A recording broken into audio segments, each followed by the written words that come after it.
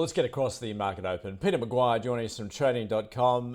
Pete, welcome back to you on this shortened trading week. Plenty of action, of course, again in the Middle East with a US helicopter downed, the Americans retaliating against the Iranians. There is no end in sight to this conflict. No, absolutely, Andrew. Happy Wednesday, and here we are midweek, and it's been a dynamic week. You've had crude prices up, then they fell sharply, and this has all happened, and you're up about 1.5% in early Asia trade this morning. So WTI sitting at 89 and 31 cents, and you got Brent just nudging 91.5. So they're well back from that. You know, we were approaching $100 on Monday afternoon. So yeah, the market's dynamic, Andrew. Very, very dynamic. Yeah, just taking a look at that oil price, I might have the chart up, but have you been surprised that it perhaps hasn't risen further given what is going on in the Middle East at the moment? Well, a week and a half ago, we're back at that 89, 88 sort of handle for WTI, Andrew, and I thought we were in a downward draft. Obviously, we're not going to make 100 days. The whole situation may get a lot of cold water thrown over it, and we've got a resolution, and that looked like that's how we were going to approach June.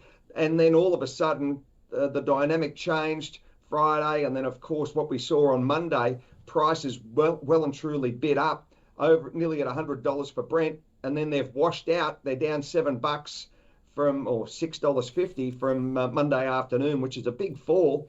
And now it's again, trending downwards. So I don't know what to make of it, other than it's opening up huge opportunities for intraday trading. Now, Pete, the market is markets are getting a little nervous, it would seem, ahead of the key CPI read, which is going to drop tonight, our time, out of the States. What are the markets pricing in there? Well, they'll drop at 12:30 GMT, which is around 9:30 our time, Andrew. When you've got April CPI, as we know, 3.8%, up from 3.3% in March. So I think all expectation, you're looking at around about a 4.2% handle year on year. That's for core, and pardon me, for headline, and then the core 2.9 to 2.8% year on year. So it's obviously we're going to see a fair bit of hurt. What happens as far as Fed rate policy? It seems to be Fed fund futures pricing in, Andrew, in the second half. It's totally priced in a 25 basis point hike, and now the probability has moved to 50% chance of that happening in September. Still, there's about a 17-18% chance of a second rate hike in Q1 27, I should say. So that's how the next 9 months look like. They're going to drop. So what are we seeing on equity markets at the moment, Pete? Obviously, we had that significant sell-off on Friday out of the US tech stocks, because they have run so hard. Are we at sort of a bit of a critical juncture here, do you think? Well, I think so. You've also got those big IPOs ready to launch. But yes, and overnight you saw the Dow up 0.17. Nasdaq was off nearly 1%, and you had a big sell-off on, as you mentioned, Friday, and the Nasdaq was down nearly 5%. And then we saw a real big capitulation on Monday in Asia trade, Tokyo, and of course what happened in Korea, and then they bounced to the upside yesterday. So it's maybe it is a point of inflection, fully priced, but the dollars that have been made, and traders still, I think, have got that fear of missing out mindset, Andrew. It's very hard to be short at the moment until they see something significant take their interest. And so I think everyone's wary, but no one's pressing a sell order. And what are you seeing with some of those key commodities? Look, gold is remaining under pressure, Pete. Yeah. Is that downtrend, are you expecting that to continue? Yeah, well, it's 42.77, Andrew. It's been sold off. And I think that you'll probably see a little bit further softness. You've got bond yields now 4.52 for a 10-year, 4.12 for a 2-year. US dollar index sitting right on 100. And so if gold comes a little bit further pressured to the downside, I think silver will probably play a similar game.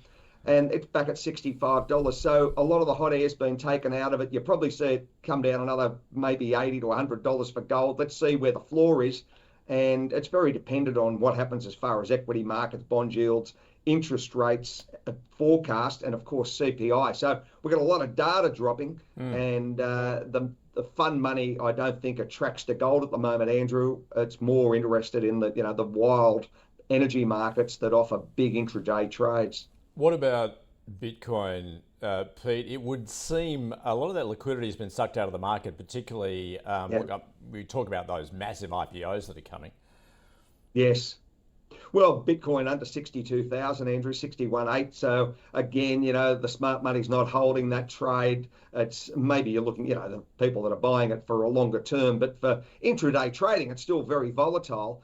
But it's certainly not having a big breakout to the upside. And I think, as I mentioned, the smart money is all over energy. They're looking at, other markets to trade and offer opportunities that really give you big blowouts each particular over a day or two. If you look at oil over the last, say, 4 trading sessions, it's been immense. Probably the best part of $15 worth of movement up and down. What do you see more locally at the moment, Pete? In particular, the Aussie dollar has come under a bit of pressure, certainly since we've seen the US dollar rise. This all sort of triggered courtesy of what we saw on Friday.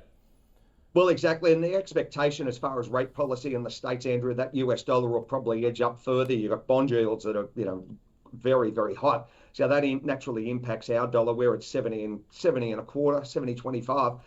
And I think that it's probably going to be range bound. I'll look at the euro, yen, have a look at, of course, the British pound. They seem to be in a tight channel. You might see some intervention from the BOJ and a rate rise next week.